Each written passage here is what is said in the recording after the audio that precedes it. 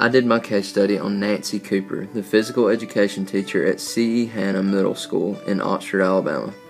This was definitely a high-quality PE program for secondary physical education. This case study covered a series of questions in regard to Coach Cooper's PE program. For lesson planning, Coach Cooper goes to the state course of study that corresponds with a unit she is planning out. She also stays in contact with the city rec leagues so she can plan out units that mesh with the sports that are in season. For grading, Coach Cooper would grade students off of participation and dress code. They would record these rule infractions through check marking an index card with 4 squares available on it.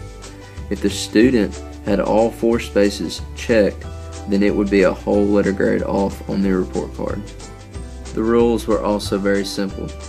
Dress appropriately, follow the seating chart, follow the bathroom policies, and last but not least, participate.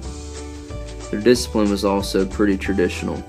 They would do jumping jacks or other exercises for small infractions, and then next they would send a note to a parent, and lastly they would write up the student.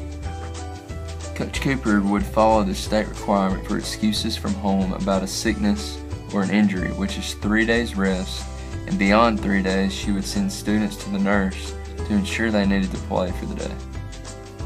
Coach Cooper used a lot of technology inside the classroom. This was surprising considering how traditional she was in all other aspects of her program. She used iPads for in-class activities and uses her personal iPad to video and take pictures to show on the projector for the beginning of class units. She also uses Blackboard for a class-wide blog once a semester. And lastly, they use their speakers and mic for communication and music in the classroom. The advice Coach Cooper had for me when it comes to balancing coaching and teaching was focused on patience and flexibility.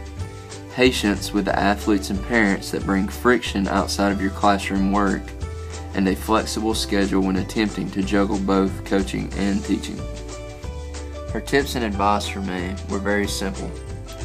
First, document everything you say and do.